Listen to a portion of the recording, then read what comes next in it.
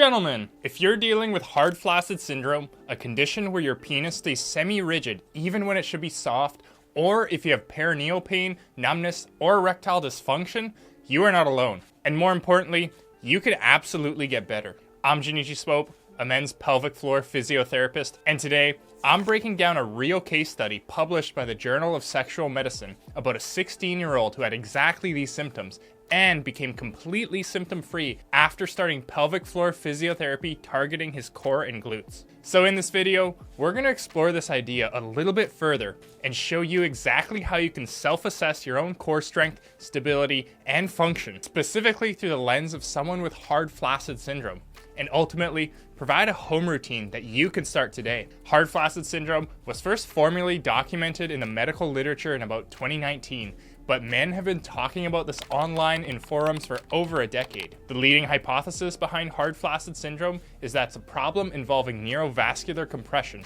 or in other words, lack of blood and nerve flow to the pelvic floor and genitals. I've previously talked in the past about why we might get hard flaccid syndrome in the first place, so if you haven't seen that video, you might want to start there for an in-depth explanation on the pudendal nerve and neurovascular entrapment. Two important concepts to understand for your rehab. So if we break down the research study published in 2022, a 16-year-old male initially went to the emergency room with penile and testicular pain and numbness after masturbation. Lab and imaging tests were normal, and he even underwent a circumcision, which did nothing for his symptoms. These symptoms persisted for months until he finally saw a urologist, who ultimately referred him to pelvic floor physiotherapy. Once he began a series of exercises targeting the abdominals and the glute muscles, he eventually became symptom-free. Now, without getting into too much anatomical detail, the relationship between the pelvic floor, core, glutes, and the surrounding other areas are highly connected to each other, so it is impossible to state that one exercise is going to change everything for you.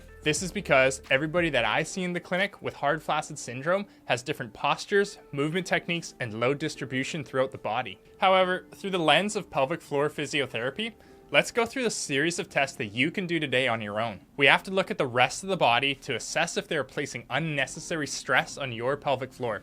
First, a standing squat test. Set yourself up with your feet slightly more than hip width apart. As you perform a squat, drive your weight backwards and into your heels to about parallel depth. And you want to see if you can feel your sit bones spreading apart near the parallel range. The pelvic floor muscles are positioned between the sit bones, and as we squat, we want to see if we can feel that subtle dropping in the area. Next, you want to see if you can feel your glute muscles engaging in the ascent and the descent phase. One clinical observation that I see in men with hard flaccid syndrome is that they're not able to feel that expansion between the sit bones, and their glutes don't engage that well. Weak glutes will cause the tailbone to tuck under, as the tense pelvic floor may be overpowering them.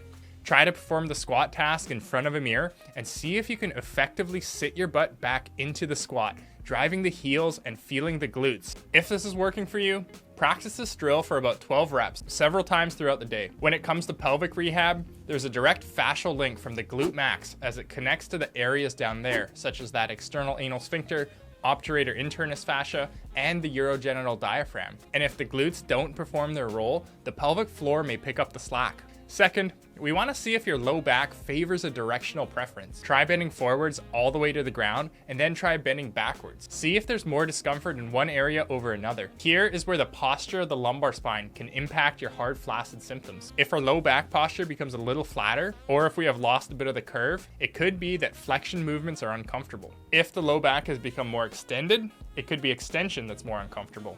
Real quickly, drop me a comment down below and let me know if you can feel your glutes recruit on a squat, or if you have directional preference on your lumbar spine range of motion. And I'd also love to hear your story. Whichever movement is more uncomfortable, we want to try to work on restoring that spinal curvature by strengthening and stretching into the direction that is easier to move into. Keep in mind that everybody is different, and one way is not generally better or worse than the others. For example, for those that feel worse in standing flexion, start with the following routine. 1.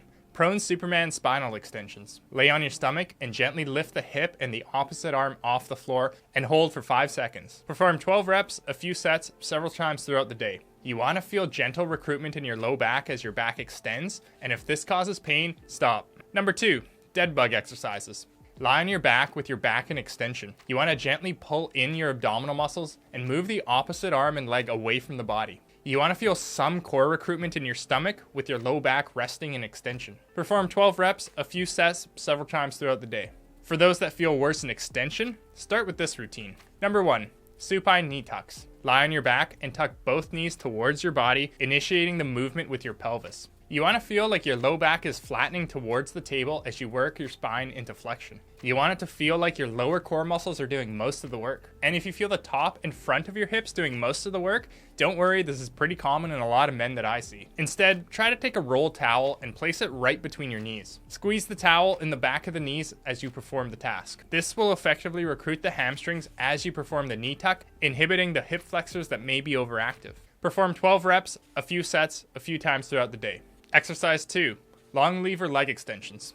To do this, set yourself up close to a wall and perform some long leg, straight leg raises. Perform the double straight leg raise with your core muscles doing the work. After each rep, return the feet to the wall in the resting position, keeping your low back flat against the floor. To progress, try to lower the angle of the straight legs against the wall as you feel comfortable. If this is starting to pull on the low back, stop and reassess. The same idea, a few sets, 12 reps, multiple times throughout the day.